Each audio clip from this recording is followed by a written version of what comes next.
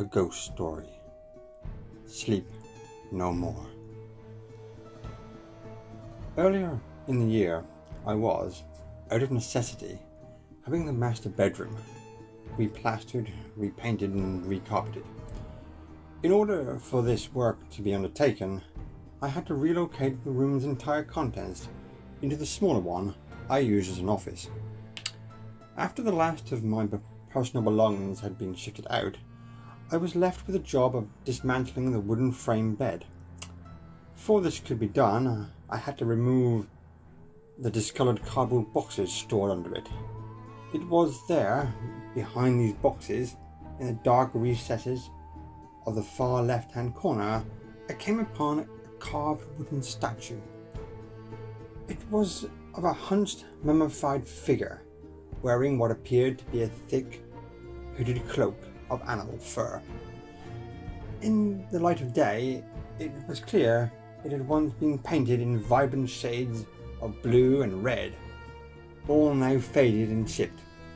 It stood approximately 10 centimeters high, with its arms crossed over his chest as if it had been freshly exhumed from an Egyptian sarcophagus. But this was no ancient pharaoh.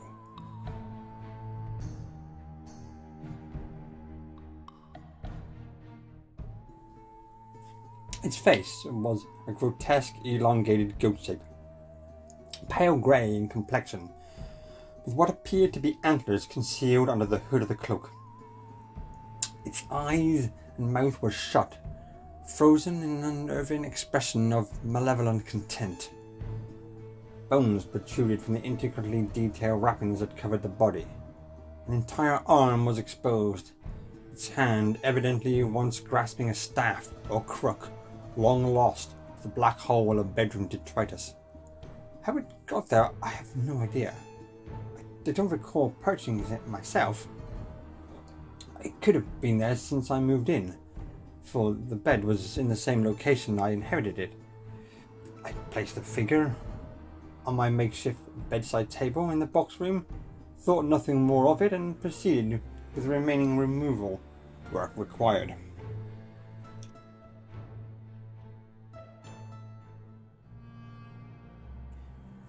That evening, as I settled into my carton-strewn, book-stacked, clothes-cluttered temporary accommodation, my attention returned to the unearthed figure. The moonlight streaming in from the crack in the ill-fitting curtains cast a long shadow, creating a silhouette image that looked like a demon rising from a pit of flames upon the opposite wall. I took a moment to realize it was composed from the figure and the items around it. Although I removed the figure into a drawer, the sinister image stayed within my mind's eye as I tossed and turned in search of sleep. I felt like I was sleeping on a suspended rock-filled mattress that would swing with any sudden movements I made, throwing me off into the void of darkness below. I gripped the bedsheets as I gazed up at the spinning ceiling, searching in vain for sleep as the clock ticked down the night.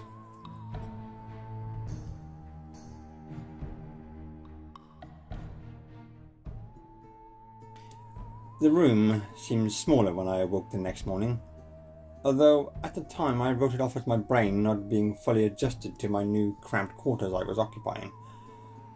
The drawers of my old chest lined the floor.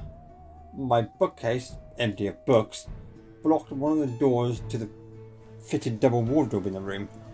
The other door was obscured behind boxes containing the books for the bookcase. I was sure, as I could be, that it was 6 steps from the edge of the bed to the door of the spare bedroom. Now it appeared to be only 3.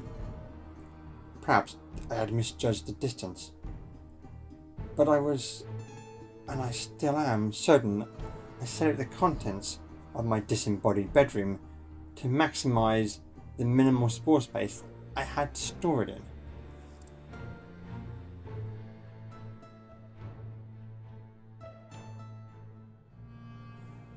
I must have absent-mindedly and half awake, removed the figure from the drawer when I opened it to retrieve a pair of socks that morning, for it was back on the bedside table that evening when I went to bed. Not wanting my night haunted by hideous shadows again, I shunted some boxes and dropped the figure into the wardrobe.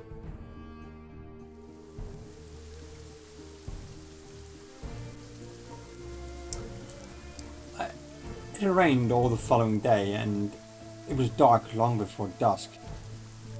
The relentless bad weather showed no signs of abating as I prepared for bed. The raindrops, driven by the wind, sounded like fingers drumming upon the window. As the night progressed, the drumming droplets marched to a menacing beat, intercut with high-pitched scratching as if a cat was clawing at the glass. I don't know what possessed me. Even now, as I tell you, I feel fear weighing heavy in my gut, but as much as I wanted to hold back, I was gripped with an uncontrollable urge to investigate the sounds. I crept with caution between the shoes that littered the floor. They seemed to have more than I remembered. My head scraped the ceiling, as if the room tapered as I approached the window. I eased back the curtain, peered out. There, staring back at me, was the figure in human size, its bone-exposed fingers rapping against the glass, golden bloodshot serpent eyes open, burning with an intense fire of rage within. The rain streamed down over the sharp angled cheekbones protruding from its face. Its jaw clicked as it moved in extraordinary unnatural angles as it shouted words I could not make out.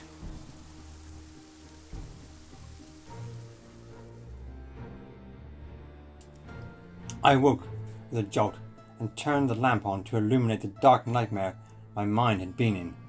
There was the figure again, back on the bedside table, its arms unfolded, reaching out towards me. Its mouth was agape, as if screaming. I grabbed it and flung it across the room.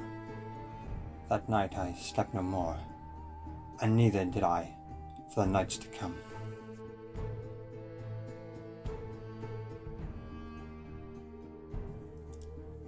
At the end of the week, drained of energy, muscles knackered with exhaustion, and in much need of sleep, I went to bed early. As I sat reading, a cold wind slammed into my back. A shiver gripped my spine and rapidly expanded out across my body, turning my feet to blocks of ice. Shivering beneath the hot, clammy cotton sheets, I got out of bed to find a pair of bed socks and put on my dressing gown for extra warmth. I was returning when something scurried across my feet. It was larger than a spider, but smaller than a rat. I saw a shadow dart under the bed. With apprehension, caution, and a torch, I scanned the underside of the identical wooden bed to my own. The void beneath was conspicuously empty. Within the dust-covered abyss, I heard her voice. The words whispered and crackled, as if a low-volume gramophone was stuck. Return me! Return me! As I pulled myself out of the underside of the bed, the voice faded away. I once more found the figure on the bedside table.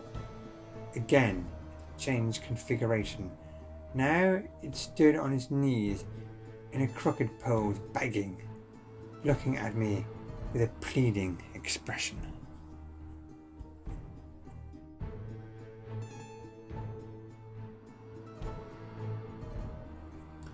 This time I knew what it wanted, but I could not fulfill its request, for it was impossible.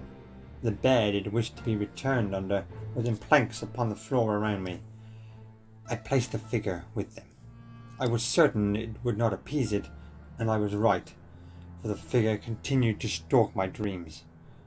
I would try to catch a nap here and there during the day to compensate for my non-nocturnal slumberings, but when sleep arrived, the demanding nightmare in mummy form would return to tear it from me with its relentless request. Return me! Return me! Return me! It would scream through every unnerving visitation. I had disrupted its eternal rest, so now I too would sleep no more.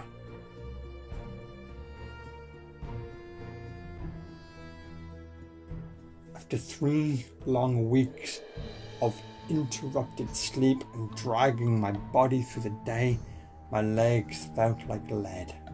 My eyes ached from focusing through fuzzy vision, and my brain was clouded with a fog of disrupted dreams. Finally, my old bed was reassembled, and the master bedroom was habitable once more.